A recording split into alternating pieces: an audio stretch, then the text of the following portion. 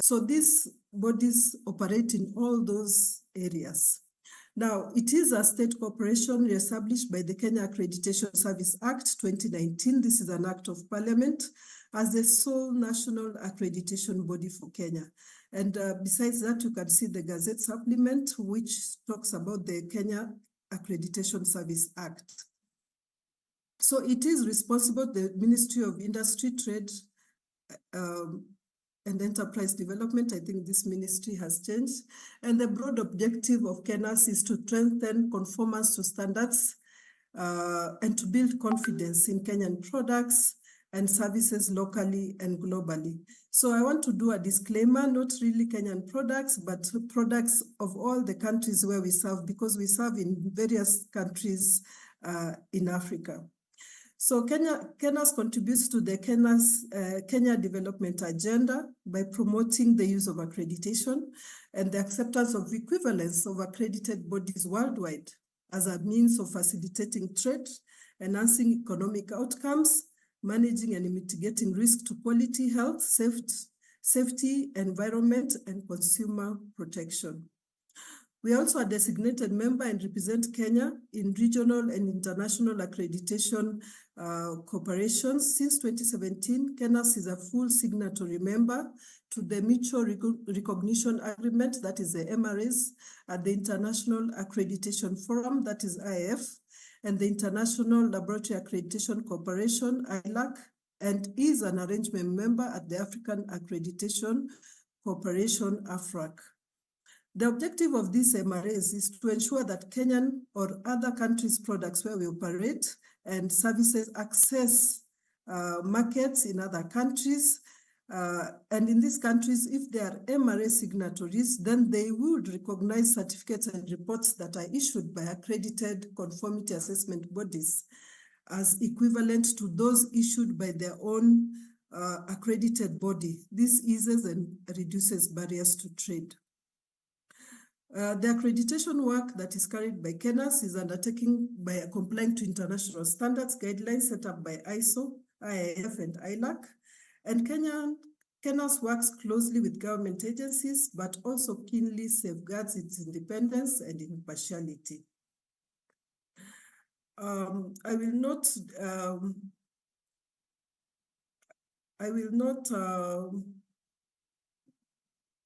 delve into conformity assessment, but we provide accreditation services, and you can see the conformity assessment activities that are given accreditation and the standards with which they are provided accreditation for. They are there in that slide.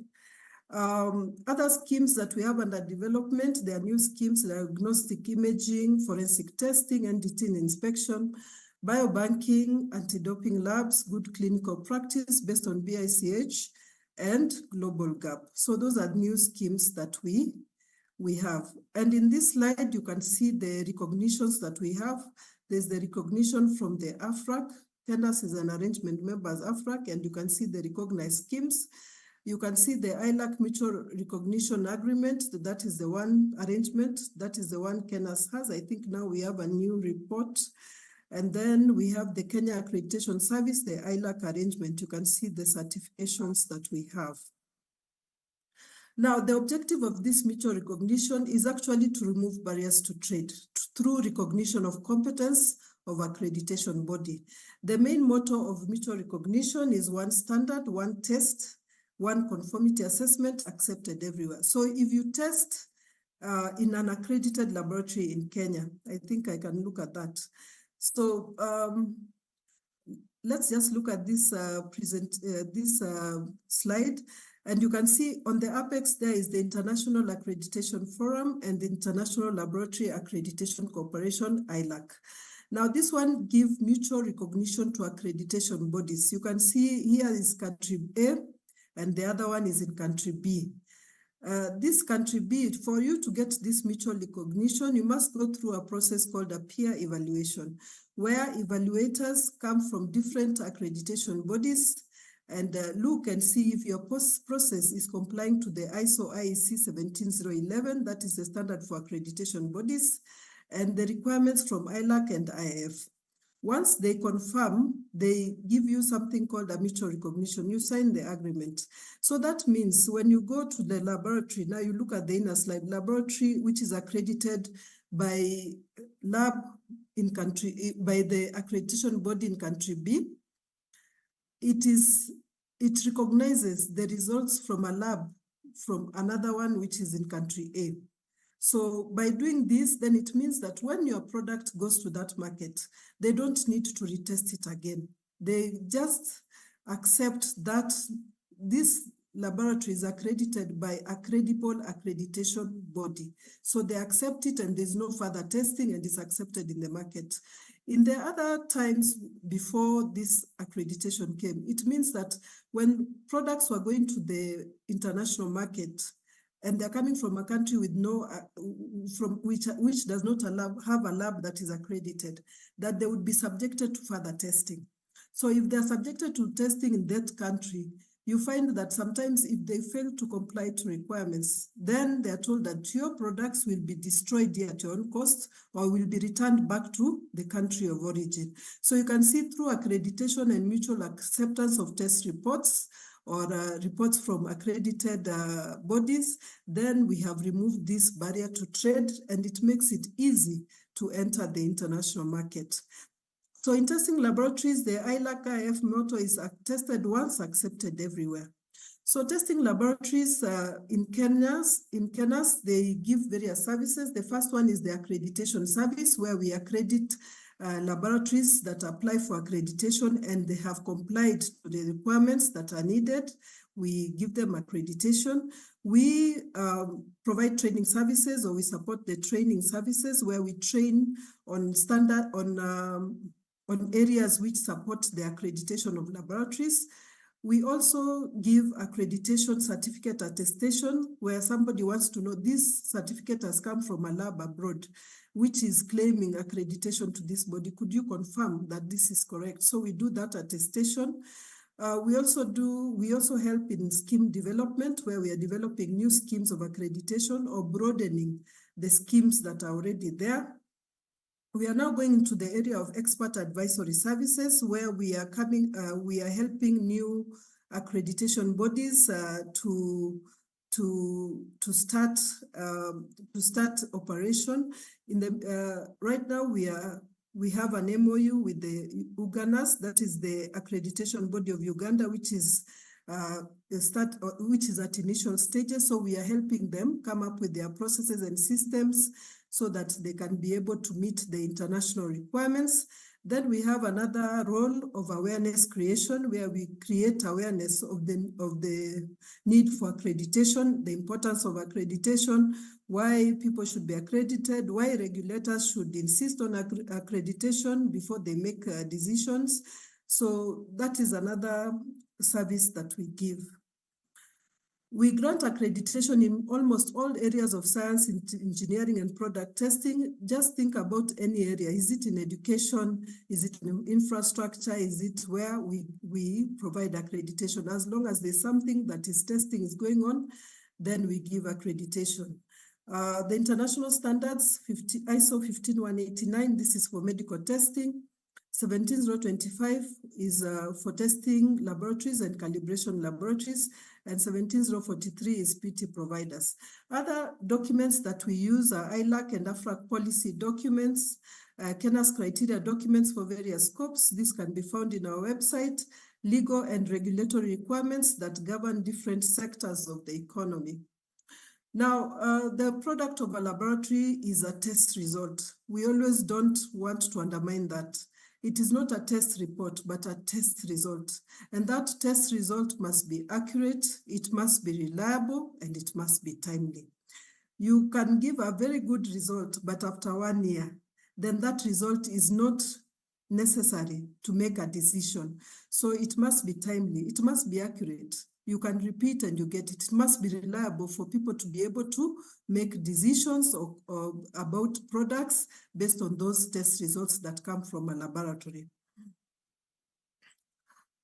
So we are saying that multi-million shilling decisions are made on various daily based on the basis of data that is produced from testing labs. So the testing lab support multi-million shilling industries, and you can think that a lab is really not important until it affects an entire sector of the economy. In Kenya, we have had crises, for example, in sugar, we have had in edible cooking oil, we have had in fertilizer, and all these scandals usually are relating to product testing, the results from laboratories. And it's important that when these issues come up, then the lab is able to defend itself that, yes, we did this test, yes, we produced this result, and this result, we can defend it. We use certified reference materials. We have participated in PT, our staff are competent, and we can be able to say, yes, this result that we produced is the accurate result, and therefore, any decision that is made based on our result is a decision that is valid and cannot be contested. And if contested, then we can be able to defend the decision that we have taken. The uses of test data are many, and we have seen product design and research, quality control prior to acceptance of raw materials, very, very important, because if you take in substandard raw materials, you don't expect to get a good final product. During production, just to check on the quality control prior to shipment and sale, to certify government regulatory requirements. Government has come up with various standards for various products, so you must check that your products are meeting these requirements. They're used for certification purposes. Certifying contractual agreement, somebody has said, provide me with these products. You must be able to show that these products meet requirements.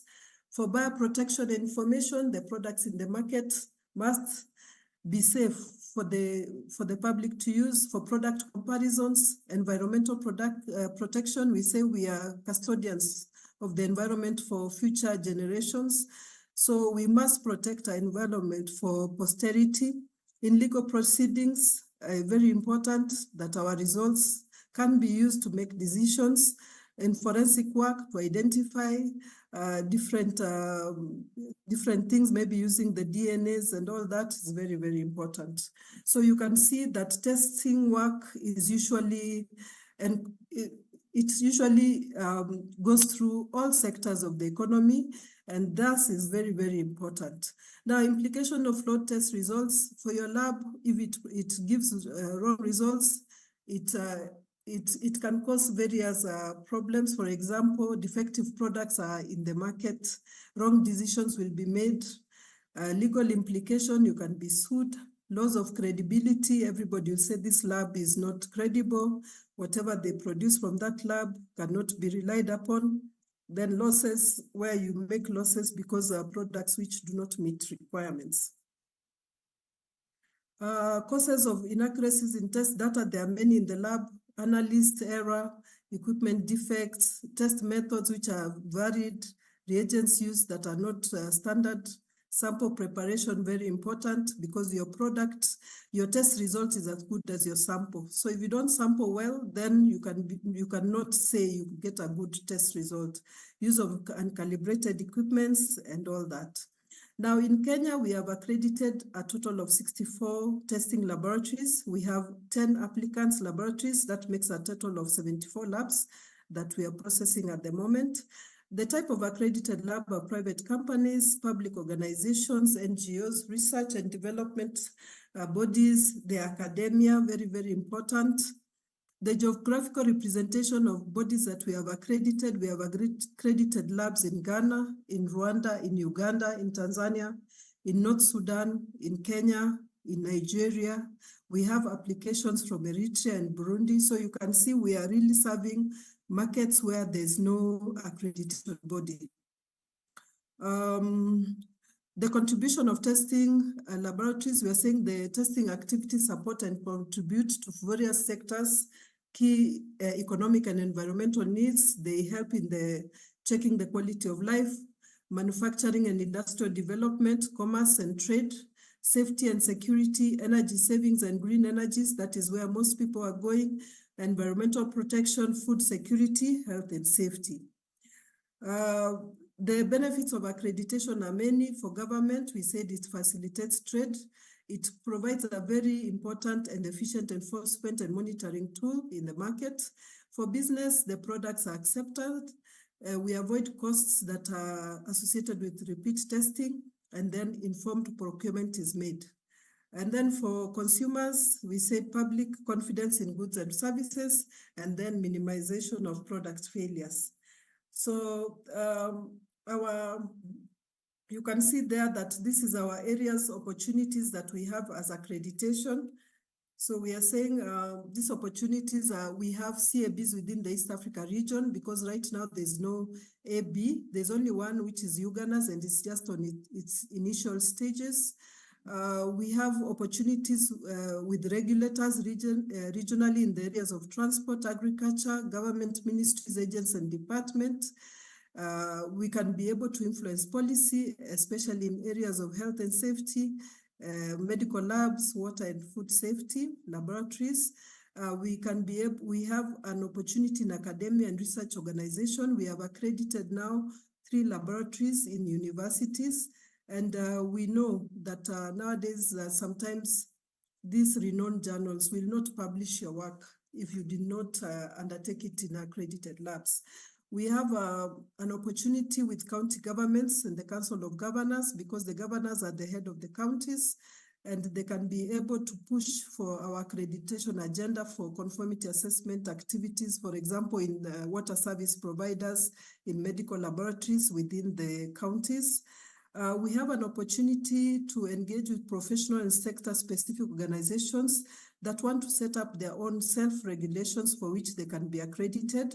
We have an opportunities for CAB supporting government priority areas in manufacturing, health, housing, infrastructure, education, textile, leather, SMEs, and product certification. And then also,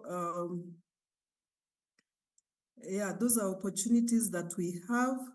So key achievements since we started this accreditation journey: number 1, we have a pool of accredited, qualified, and competent conformity assessment bodies that meet international standards and they support industry needs. We have CABs or laboratories that we have developed their capabilities because of setting up quality management systems. We have international recognition. As we said, we've signed the ILAC MRA and the IFMLA. And this recognition gives acceptance to our accredited services, both in Kenya and external markets for trade facilitation and commerce. We have achieved human capital development. We have trained our staff, our assessors, technical experts, technical committee members on standards and associated trainings. We participate in international, regional, and national forums representing Kenya in this forum. We provide expert knowledge in support of national quality infrastructure, activities, and objectives. We have an excellent reputation in terms of provision of training. The laboratory schemes are growing exponentially, thus contributing to revenue base of the accreditation body. Another key achievement is provision of peer evaluation expertise to AFRAC and the international bodies and other accreditation bodies. Quite a number of our staff in Kenya are peer evaluators, so they are used to evaluate other ABs to determine whether they are giving credible accreditation. We are conveners of various technical committees within the Africa Regional Accreditation Corporation. We act as resource persons in training that support AFRAC's capacity building efforts in various areas within the region. We provide expert advisory services for upcoming accreditation bodies. So you can see we have quite a number of achievements. The opportunities we have a large number of labs in existence in Africa and beyond. Lack of accreditation bodies in EAC puts us in a strategic position to provide this service. We have support from some MDAs to make critical conformity assessment services mandatory, accreditation mandatory during the development of their regulations. We have the Continental Free Trade Area that may contribute to opportunities for us. We have goodwill from development partners, for example, UNIDO, TIMEA in medical fields, CDC, and AMREF. We have had dealings with them. Then The signing of the MRAs has created awareness. We have opportunities for awareness creations. We have opportunities for laboratories that are accredited by other accreditation bodies within the region and without the region, transferring accreditation to KENAS. We have an opportunity to make accreditation the basis of laboratory designation within the ESC and other bodies that do designation. For example, National Environmental Management Authority. In Uganda, we have UNBS. Those are people who are giving laboratory designation. We are developing a strong research and development component, which is critical to enhance KENAS and to ensure the successful initiation and execution of innovation, technical development programs, and new areas of accreditation. For example, the WADA, the requirements, and the anti-doping laboratories. We have an opportunity to develop key strategies in the organization that will facilitate the achievement of the organizational objectives. Now, challenges that we have found in laboratory accreditation, number one is costs. There are costs that are associated with calibration, training, consultancy, purchase of equipment, maintenance of equipment, accreditation fee, participation in proficiency testing. So these costs usually, sometimes the labs say they are very high, and they are the ones that are a barrier to them getting accredited or maintaining accreditation. Challenges again in laboratories that we accredit include the provision of appropriate test methods, lack of method development expertise within the staff, and then sometimes there is unavailability of reagents. The cost of reagents, sometimes they are very high, and the cost of certified reference materials. You heard someone from AOAC talking about certified reference materials. Sometimes these costs are very prohibitive because they are small quantities, but the cost is very high. Laboratories usually lack resources, some of them in terms of capital resources, that is the money, and the human resources. And then human capital development, for them to do continuous professional development for their staff in terms of competence development, training, sometimes requires money. They have problems participating in international, regional, and national forums. This is because of course, again, lack of capital. And then lack of interlaboratory comparisons and proficiency testing in areas of testing and calibration. This can be a challenge for progression of laboratories to accreditation. In fact, in KENAS, we have a policy that you must participate in proficiency testing or ILC before you apply for accreditation. And when you apply for accreditation, you must come with the results. So if there's no ILC in your area or PT, then sometimes it can be a challenge. Then there can be also a challenge where for traceability in areas where the National Metrology Institutes of various countries have no capability or no traceability.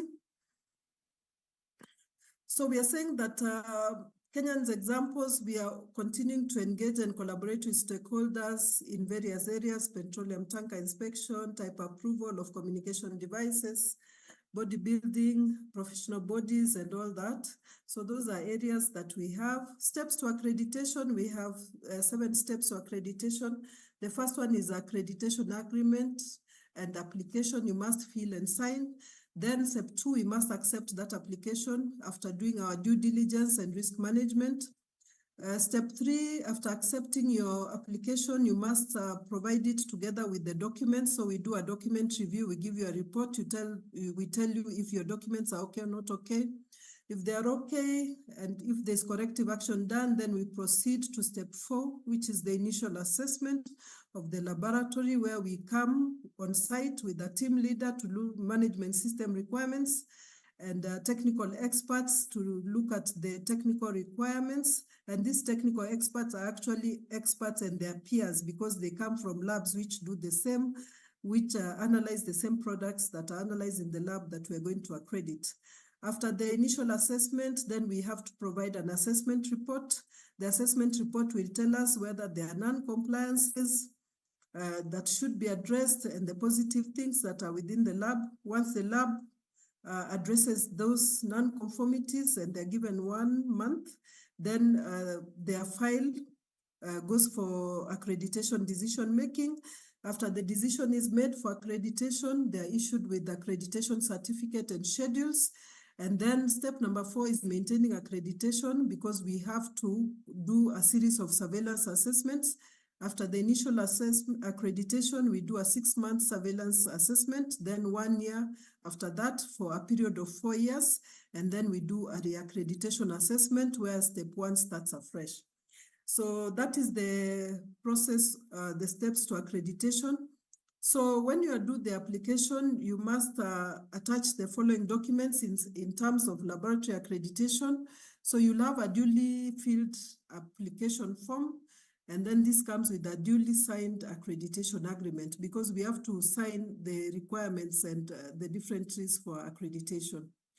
Now, in Kenya, we have a new requirement that all government services go through eCitizen. So we have an eCitizen platform where you can go and fill in the application form and come up with and attach all your documents. But if you are from out of the country, that is outside Kenya, then we can do the manual process, because you do not have an eCitizen number, or you don't have a PIN number. Then together with those two, you must give us the results of successful participation in proficiency testing in all the tests that you have applied for accreditation. And then you must give us resumes of nominated technical signatories from that laboratories. You must attach mandatory procedures and documentation as required by the standard ISO IEC 17025-2017. You must attach the test methods for the applied scopes.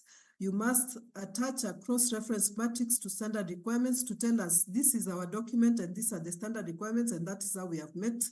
You must give us evidence that you're a legal entity. We do not accredit briefcase labs or mafia labs. So you must be a legal entity. You must give us evidence that the staff have been trained on the requirements of 17025, because you cannot implement what you do not know. So you must train first. Then you must give us reports from internal audit and management reviews, and then your 5-year proficiency test schedule, and then evidence of having paid for that accreditation. So to conclude, we are saying as safety issues continue to make news, the role of laboratory accreditation will even become more essential. Accreditation reduces risks for business and its customers by assuring them that accreditation bodies are competent to carry out the work they undertake. So we cannot overemphasize the importance of accreditation. The value of accreditation actually is, you look at it with the value or the risk of you having the problems that come with the lack of accreditation. So it's an important thing for us, and it should be used by many bodies, all bodies, regulators, government, to make decisions about products that are in the market. Thank you very much for listening.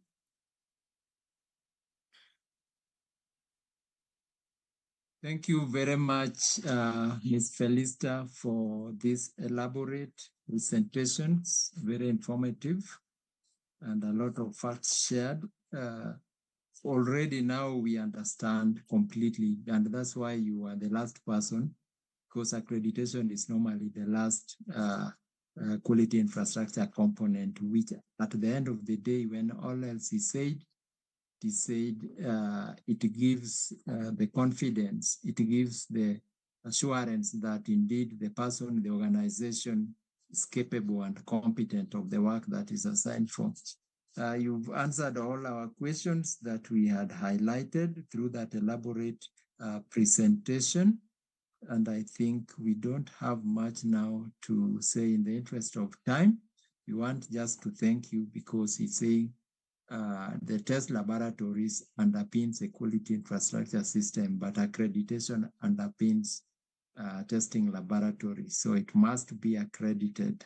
So the role of accreditation finally in the quality infrastructure systems and with regards to testing laboratories cannot be overemphasized in this case. Thank you once more. And I think we are now going back in the interest of time. We will go back to our systems. You would realize that today's webinar sessions was mostly the speakers were all ladies. We want to congratulate them, and we want also to appreciate the fact that the gender agenda in standardization has really taken root, and we can see our ladies taking a real important place in the quality infrastructure systems. And this is one of the issues that are also being addressed at the ARSO Central Secretariat and ARSO generally in its policies, as is somewhere else also in quality infrastructure systems.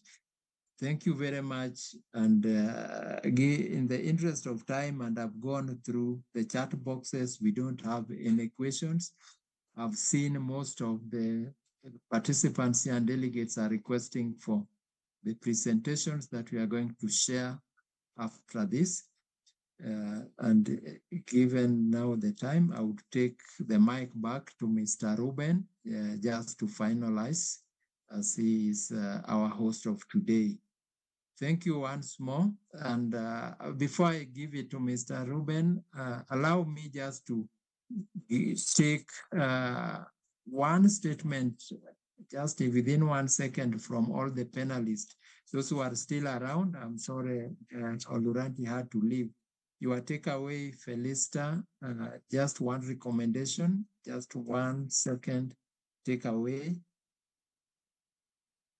My 1 second takeaway is that the area of accreditation is not very widely known, but with time we are creating awareness, and the importance of accreditation cannot be overemphasized.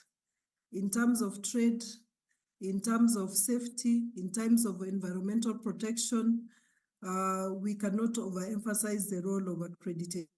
So we just urge everyone to go for accreditation. If your economy has an accreditation body, and maybe you are a regulator or you are a testing lab, or you perform some conformity assessment activity, kindly go to your nearest accreditation body, find out how you can get accreditation, which areas, and I think the world will be a better place with safe products, a safe environment. Thank you very much. Thank you very much once more. Let us see Dr. Kate, if you are still there, Katerina. Yes, I'm here. Thank you very much. I just want to again highlight that the official methods and standards support harmonization and acceptability of analytic results. And I also pasted in the chat a link to our lab accreditation guidelines, which can be very helpful and practical because they've been developed, it's already multiple editions, in the past, and really provide some practical ways how to achieve lab accreditation.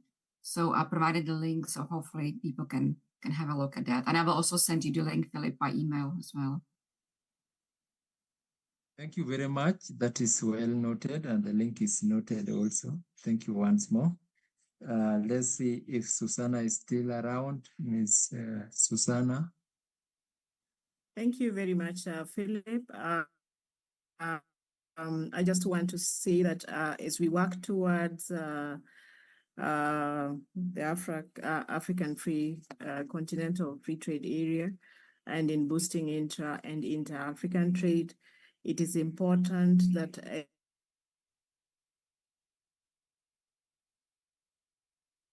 as we do investment, we also need to be able to support the conformity assessment activities that enable movement of the same goods and services. On that basis, also support the mutual recognition that enable reciprocity of results out of those conformity assessment activities, including the testing results.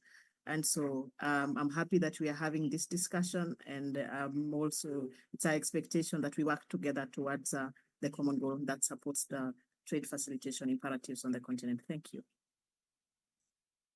Thank you very much. Emphasizing one test, one certificate accepted everywhere, the MRA. We have Ms. Oluranti is left. She had another assignment.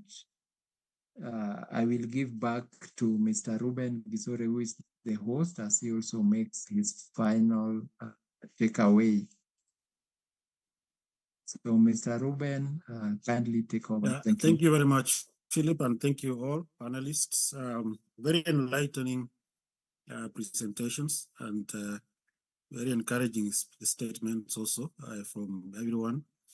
I take it that as a continent, we can see our landscape is quite rough in terms of having accreditation, having laboratories, having certification schemes, and all these manner of shortages that we may be having. But also looking at the possibilities that we should be able to play a part in ensuring that we can develop the continent. Always we emphasize that nobody else is coming to do it for us. We need to do it ourselves. We need to start, we need to move, and we always need to be moving towards what is already in place that is recognized, but at the same time remembering that we have very unique circumstances and products that we need to address. And these products, such as in the agricultural sector, quite a wide range, in the mining area, quite a wide range. In the tourism sector, a big range of issues need to be addressed. And we are looking forward. And I think we should be having this discussion with all the players, particularly the accreditation bodies, the certification bodies, testing laboratories, and all that. We have just recently launched a study in the SADC sub-region in terms of understanding the testing capabilities in the fisheries sector, just that one alone, so that we're able to see which ones need what kind of accreditation. Soon we shall be launching one, which will be looking at the capabilities existing for testing food and agriculture products across the continent. And this is to give us an idea on what kind of capacity building is required in those areas and in what countries, so that then they are the next session of the 47th session of our webinar. And in this one, we shall be working together with Egypt, the Egypt Organization for Standards and Quality, and that will focus on market surveillance and enforcement in trade, because this is one area that I know we are weak. And we think sometimes that this is left to the police, this is left to, I don't know who and who, but we need to work on it, because this is the area that can allow us to, have conformity assessment taking place and people understanding that they need to maintain the system. So very important, and we shall be looking forward to having those who are interested to participate in that conformity assessment with Egypt. This is the second time I think we are having a session with Egypt, and we look forward to having many more. Next slide. So the others are listed. I think they're too small for my eyes here. So we shall be looking at the other sessions. After that, we shall be having one in September, which will be looking at technological resolution and the fourth industrial revolution. I think that we will be having that in September. Then we shall be having the strategic benefits of having Africa's body measurements. This is in the textile and fashion industry, and then leveraging the opportunities available in Africa's automotive industry. So that is also, that will be in November. So there are quite a number of interesting issues coming up. And in all this, you'll be finding that the connections still remain, that you need the standards, you need testing, you need inspection, you need the quality assurance activities around the whole aspect, so that we are able to function well, we are able to benefit well from these activities. Next. So that is it for today. Let's look forward positively for Africa to have a sound and a credible conformity assessment system in place, underpinned by accreditation. And when we talk about accreditation, we also look at having bodies that can work across the continent, and this is very key in ensuring that you have the agreement of cross-border or cross-frontier accreditation happening, so that those economies which cannot work or have their own accreditation bodies due to the economies, they can benefit from those that are established. Or we can also have the multinational accreditation systems, the like of SADCs working in a number of economies.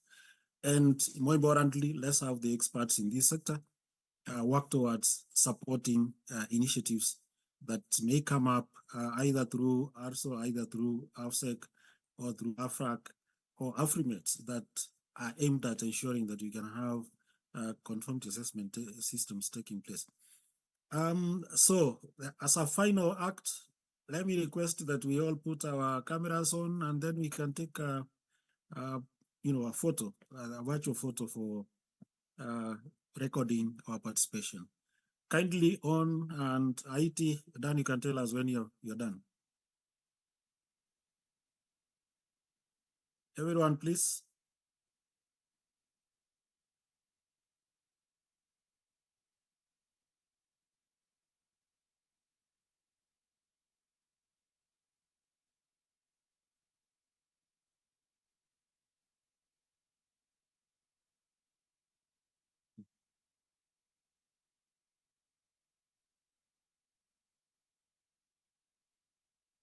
Are you taking on?